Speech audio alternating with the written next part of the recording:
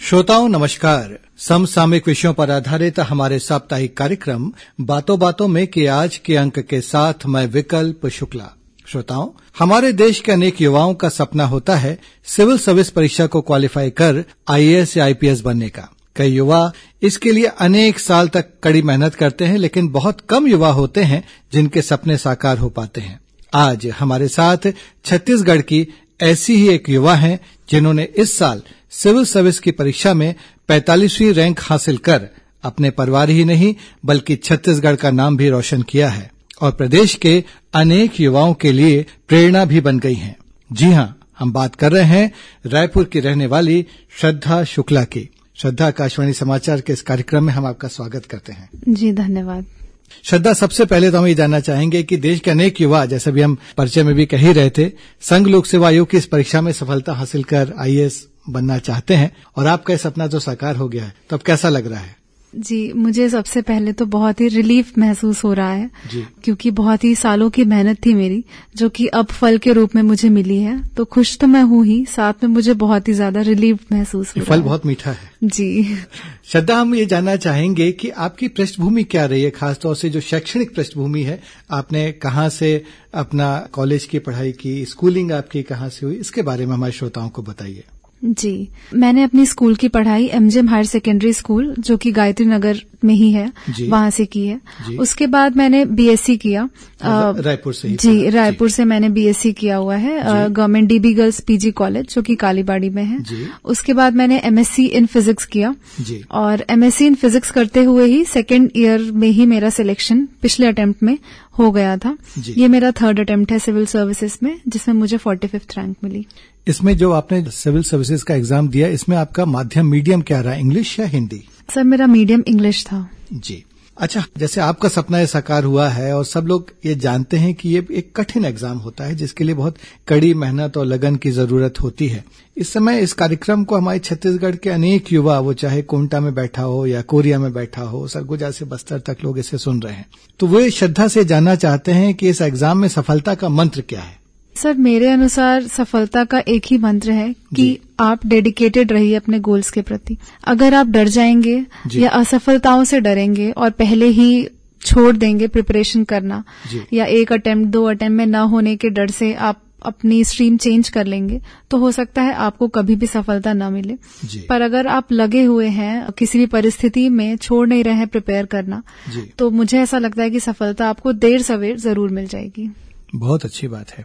अब दूसरा सवाल ये उठता है कि कई बार जो युवा हैं वो बहुत देर से निर्णय लेते हैं इसकी तैयारी शुरू करने का, जब कॉलेज वगैरह पूरा हो जाता है या पोस्ट ग्रेजुएशन हो जाता है उसके बाद। आपके हिसाब से सही वक्त क्या होता है, कब होता है, कब इस एग्जाम की तैयारी शुरू कर देनी चाहिए और किस तरह से तैयारी शुरू करनी चाहिए और आगे उसे किस तरह से बढ़ाना चाहिए? जी, मेरे अनुसार सही वक्त वो होता है जब आपके अंदर से वो आवाज आए कि अब तैयारी शुरू अच्छे से कर देनी चाहिए, क्योंकि सबका अपना समय होता है। जैसे मुझे पहले से पता था कि मुझे सिविल सर्विसेज देना है, तो मैंने कॉलेज से ही अपनी तैयारी शुरू कर दी थी। पर अगर किसी भी व्यक्ति को ये बाद में रियलाइज होता है, जॉब में भी कभी कभी लोग रियलाइज कर पाते हैं कि उनको उतना जॉब सेटिस्फैक्शन नहीं मिल रहा है और तब वो सिविल सर्विसेज देने का डिसाइड करते हैं। उसमें भी कोई बुराई नहीं है, क्योंकि आप एक अलग लेवल ऑफ मैच्योरिटी पे पहुंच चुके हैं, आप समझ सकते हैं चीजों को बेहतर तरीके से, आप एक ज्यादा वेल मैच्योर्ड ब्रेन है आपका, तो तब भी प्रिपरेशन करेंगे तो उसमें कोई बुराई नहीं है। मुझे लगता है समय सबके अकॉर्डिंग अलग अलग हो सकता है। और दूसरा, आपने जैसे कहा कि तैयारी कैसे शुरू करनी चाहिए, तो मुझे लगता है अपनी तैयारी हमेशा सिंपल रखनी चाहिए, कॉम्प्लेक्स नहीं करना चाहिए। हमेशा ओरिजिनल किताबों का यूज करना चाहिए, एनसीईआरटी की बुक, जो कि सब जानते हैं कि उससे ही पढ़ना है। फिर भी डाउट रहता है कि वो सही सोर्स है या नहीं। पर मेरे अनुसार जो गवर्नमेंट की जो किताबें होती हैं, जैसे एनसीईआरटी है, इन किताबों का इस्तेमाल करके, बिल्कुल बेसिक बुक्स का यूज करके, सिंपल वे में बार बार रिवीजन करके ही तैयारी करनी चाहिए। धीरे धीरे जैसे आप बढ़ेंगे तो बीच में आप 3 या 4 महीने बाद ऑप्शनल सब्जेक्ट चूज करके वो स्टार्ट कर सकते हैं और उसके बाद आंसर राइटिंग की प्रैक्टिस शुरू कर सकते हैं। और 14 से 15 महीने का जो स्पैन होता है उसमें प्रिपरेशन करके आप आराम से एग्जाम दे सकते हैं। आपने कहा सिंपल तरीके से तैयारी करनी चाहिए, मतलब लिमिटेड पुस्तकों को, अच्छी पुस्तकों को पढ़ना चाहिए, उन्हें बार बार रिवाइज करना चाहिए, क्योंकि इसका सिलेबस बहुत वास्ट होता है। तो ये श्रोताओं को थोड़ा सा और आप स्पष्ट कर दीजिए कि बहुत सारी किताबें पढ़ने के बजाय अच्छी किताबें पढ़ें, इसके बारे में थोड़ा सा, क्योंकि इतना वास्ट सिलेबस है तो लोगों को लगता है कि मैं ये भी पढ़ लूं वो भी पढ़ लूं, इसके बारे में थोड़ा सा बताइए। जी, मुझे ऐसा लगता है कि जैसा आपने कहा सिलेबस बहुत ही वास्ट है जी, और सब्जेक्ट्स अगर हम छोटे छोटे पार्ट्स में डिवाइड करें तो वो ऑटोमेटिक 20 से ऊपर हो जाएंगे। अगर हम एक भी सब्जेक्ट के लिए 2 या 2 से ज्यादा किताबें रेफर करेंगे तो हमारे पास रिवीजन के लिए टाइम उतना नहीं बचेगा। मेरा एक ही मंत्रा था कि मैं जो भी पढ़ूंगी उसको मैं 3 बार रिवाइज कम से कम करके जाऊंगी।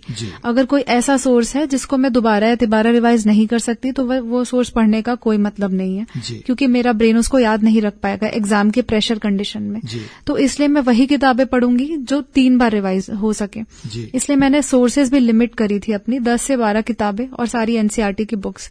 इन्हीं सोर्सेज को मैंने 3 से 4 बार रिवाइज किया था और वैसे ही मैंने तैयारी की थी। इसमें जो ऑप्शनल सब्जेक्ट होते हैं, आपका ऑप्शनल सब्जेक्ट क्या था? मेरा ऑप्शनल ज्योग्राफी था। अच्छा, तो जो ऑप्शनल सब्जेक्ट होते हैं उनकी तैयारी का एक तरीका होता है, करंट अफेयर्स की तैयारी का एक दूसरा तरीका होता है। इसके बारे में बताइए कि दोनों की किस तरह से आपने अलग अलग तैयारी की। खासतौर से करंट अफेयर्स तो बहुत ही ज्यादा वास्ट है, मतलब यूं कहीं अनंत आकाश है, तो उस सागर है उसको गागर में कैसे भरा आपने? जी, ऑप्शनल सब्जेक्ट सबसे इम्पोर्टेंट एस्पेक्ट होता है क्योंकि वो 500 मार्क्स का पेपर होता है और एक पेपर से अगर आपको 500 नंबर का एग्जाम लिखने को मिले तो उसमें टाइम इन्वेस्ट करना बहुत अच्छा भी होता है। और इसलिए ऑप्शनल पहले तो डिसाइड करने में ऐसा ऑप्शनल चूज करना चाहिए जिसके साथ समय बिताना आपको अच्छा लगता हो। जैसे ज्योग्राफी मुझे बहुत प्यारा लगता था, मैं उसे साल भर पढ़ सकती थी।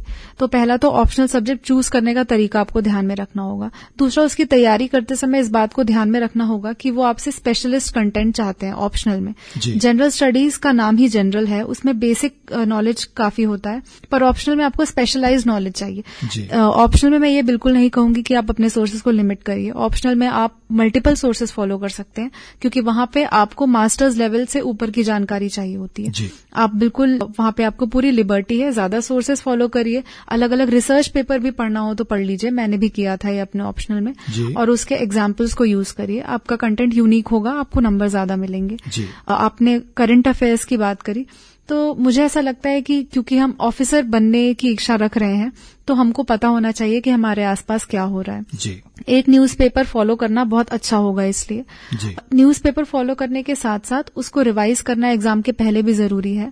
तो अगर नोट्स बनाना पसंद है तो नोट्स बनाना चाहिए और उसको रिवाइज करना चाहिए। क्योंकि मैं नहीं बना पाती थी नोट्स, तो मैंने ऑनलाइन जो मटेरियल अवेलेबल होते हैं उनको ही मंथली रिवाइज किया था। तो मैंने अपने करंट अफेयर को इस तरीके से पढ़ा था। श्रद्धा, आपका किस अटेम्प्ट में ये हुआ जो कामयाबी आपको मिली है? सर, ये मेरा 3rd अटेम्प्ट था। इसके पहले वाले अटेम्प्ट में फाइनल लिस्ट में मेरा नाम नहीं आया था, पर मुझे रिजर्व लिस्ट से सर्विस अलॉट हो गई थी, Indian post and telecom accounts and finance service. अच्छा, नहीं, ये मैं इसलिए पूछ रहा हूँ कि कई बार क्या होता है कि पहले अटेम्प्ट में लोगों को सफलता नहीं मिलती है तो आदमी निराश हो जाता है, दूसरे अटेम्प्ट में नहीं मिलती है तो और निराश हो जाता है। तो उस निराशा या उस चीज से आपने कैसे निपटा और अपनी लगन को आपने कैसे बनाए रखा, ये भी मंत्र दीजिए। जी सर, क्योंकि एग्जाम का प्रोसेस अपने आप में बहुत लंबा है, 1 साल की तैयारी और 1 साल एग्जाम खुद चलता है, तो इसमें मोटिवेशन बनाए रखना बहुत इम्पोर्टेंट है।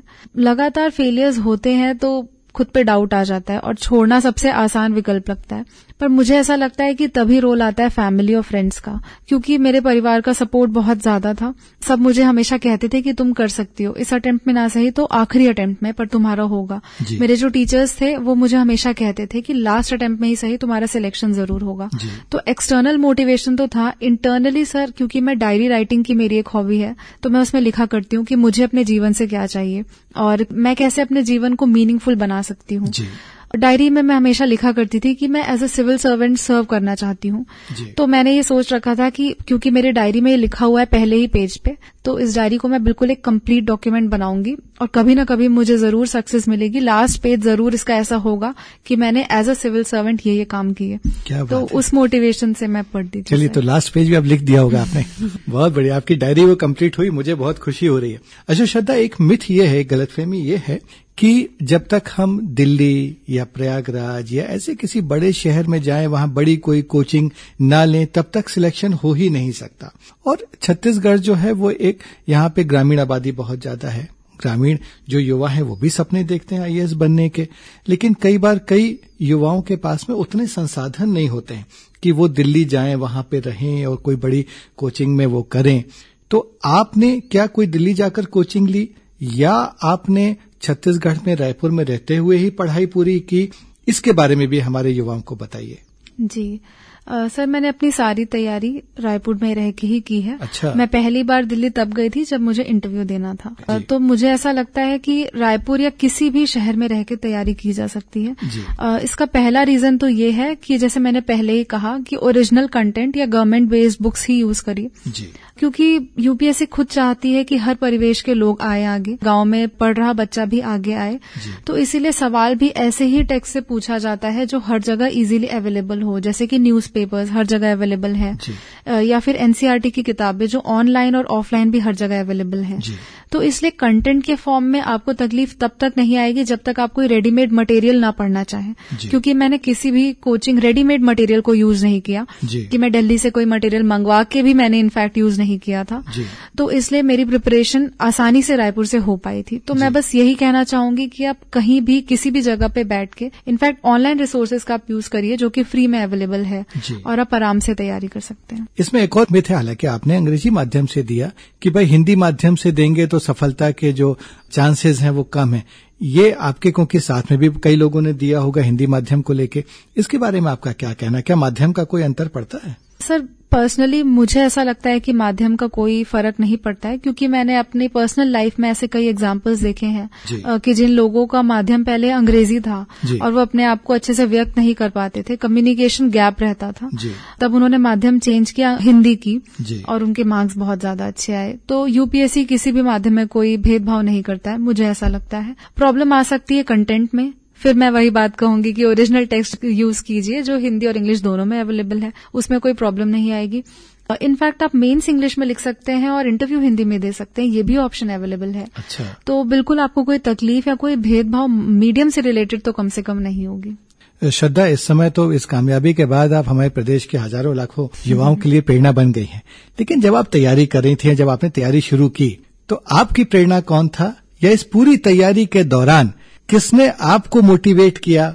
वो टीचर थे या आपके पेरेंट्स थे? इसके बारे में बताइए हमारे श्रोताओं को। सर मैंने जैसे कि कहा कि पता नहीं कैसे मैं थोड़ी सी लकी हूं इस मामले में कि सबको मेरे ऊपर बहुत भरोसा रहता था, मेरे टीचर्स को भी और मेरे पेरेंट्स को भी।